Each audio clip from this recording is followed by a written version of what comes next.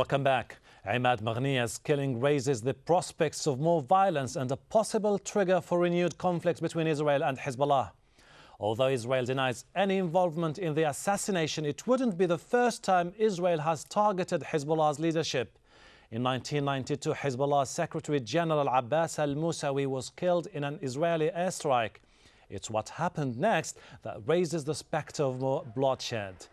1 month after the killing, the Israeli embassy in Buenos Aires was bombed, killing 29 people. Then 2 years later, Jewish Community Center in Buenos Aires was bombed, killing more than 80. Hezbollah was accused of involvement with Argentina, charging Imad Maghniyah of masterminding the attacks. Joining us again are our guests in Beirut, Mohsin Salah, professor at the Lebanese University, also from Beirut, Ilyas Hanna, an analyst in strategic and security issues. Thank you very much indeed for joining us, gentlemen. Mr. Ilyas Hanna, Hezbollah will organize a funeral service tomorrow. At the same day, the 14th March movement is organizing a rally on the 3rd anniversary of the assassination of former Prime Minister Rafiq Hariri. Isn't Lebanon more fractious and divided than ever? You know, it is divided, yes, but I don't think that a Lebanese faction was responsible for the assassination of Imad Maghniyah.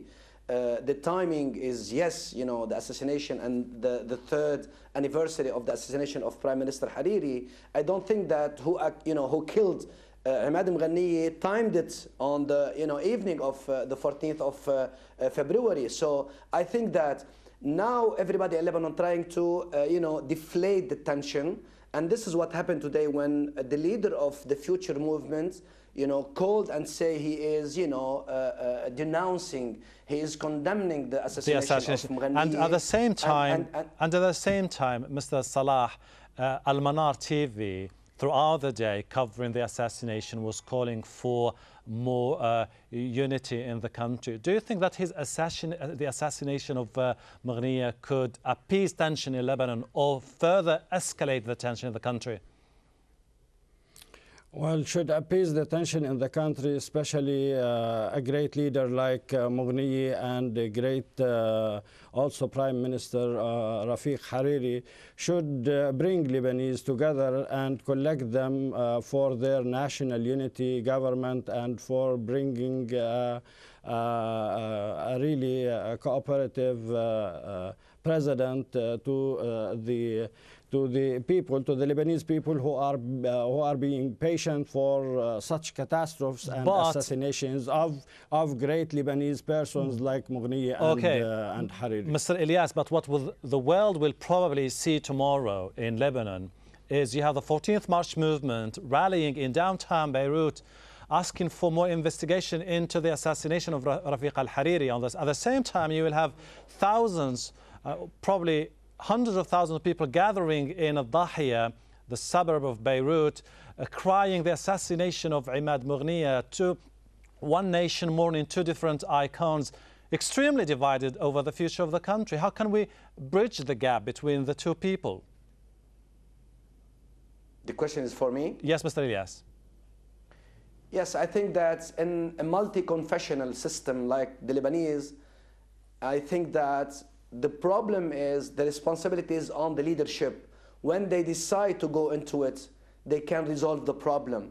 I don't think that this assassination will bring closer the Lebanese faction. You know what I mean? So the problem of this now, tomorrow we will have the funeral and the 3rd anniversary of the assassination of Hariri. And I think within 1 week we'll go back to the same rhetoric. I think the problem over Lebanon is highly divided society. The problem is very big, and I don't see in the near future a close or a resolution for this political problem in Lebanon. Okay, Mr. Salah, would it be naive to think that after the funeral tomorrow and the rally for the 3rd anniversary of the assassination of Rafiq Hariri, the Lebanese leaders will sit together and say enough is enough, we'll have to find a way out for this crisis in the country?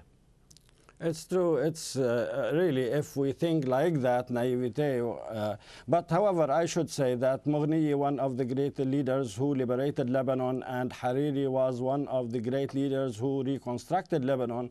And I guess the Lebanese leaders should think hundreds of times before reaching a critical point and very difficult point where people could accuse each other of many things. For example, if they accuse Hezbollah of anything, well, Imad Moghniyi was assassinated yesterday, and this should bring a lesson to the Lebanese that whether the 14th of March or the 8th of March, the two teams are really targeted by the one enemy, the Israeli and the American enemy, who are breaking the way between the two teams and who are also assassinating Lebanon. So senior Mr. Ilyas Hanna, senior members of Hamas said today that they will definitely revenge the assassination of Imad Moghniyi and that it's up to them to decide when and how. The question now, is this going to be a prelude to a new chapter characterized by more confrontation between the Israelis and Hezbollah? Yes, I think so, because for Hamas to retaliate, I think they have to go into Gaza, for instance, or maybe to the West Bank if they are accusing the Israelis. As well as far as the Hezbollah is concerned, I think that when he is going to retaliate, as you mentioned in your report, the retaliation after the assassination of Abbas al-Musawi in 1993 was maybe in Buenos Aires 2 times. So we have to wait and see, and I think that such organization as Hezbollah, well organized, they wait and see and they plan very well if they want to retaliate. But then if we're talking about retaliation, Mr. Salah, you have other leaders in Lebanon saying that we don't want more wars and confrontation in Lebanon. We have to care now about our own internal issues. Aren't you concerned that the talks now in Al-Manar television, the pro-Hezbollah television, about retaliation, inflicting pain on the Israelis would just escalate tension in the country internally? Cooperation inside Lebanon is good and perfect, while the cooperation with the Israelis is not good, and neither it is fine, because the Israelis are assassinating Lebanon, as I mentioned, and everybody in Lebanon, and preventing Lebanese from taking their way to independence, to real independence.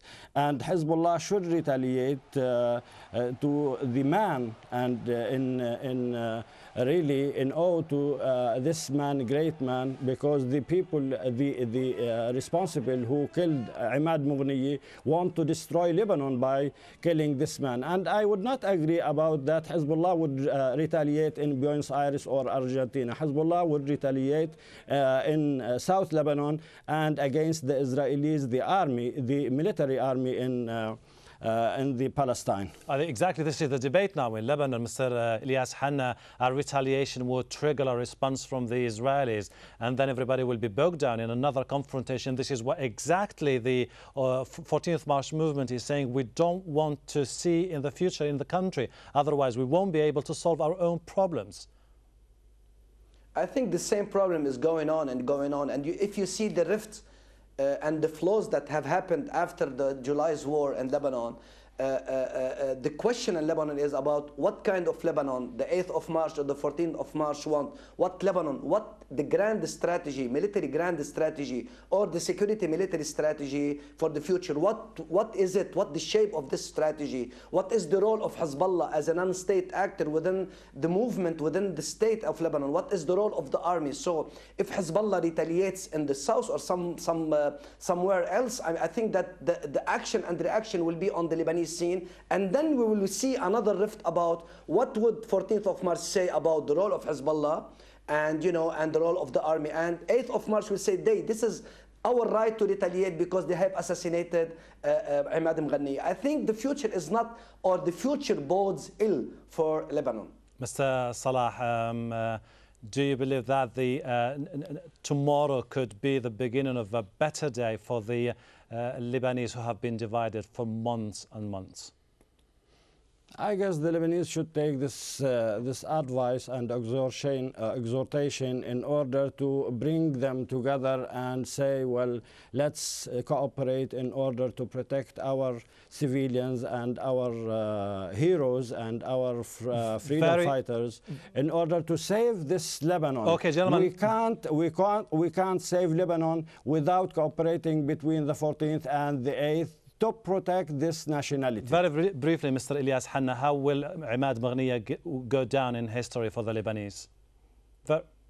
I think, this is the problem in Lebanon. Each one sees Imad Maghniyah differently, So now it's the time for, the unity of the Lebanon, the unity or electing a president and go beyond all these differences. I think that Imad Maghniyah is considered as a martyr, so let's do. And Rafiq Hariri is also considered as a martyr. So let's do and unify Lebanon. And this needs a higher decision from the leaders of the movements, all movements, Hassan Nasrallah, as well as Saad al-Hariri, as well as Jumblat, as well as Samir Jaja, all of these people. So enough is enough. Very interesting to see how events will unfold in Lebanon, Mr. Salah, Mr. Hanna. Thank you so much for joining us here on this edition of Inside Story. We welcome your comments and suggestions. Please email them to us at insidestory@aljazeera.net. Goodbye for now.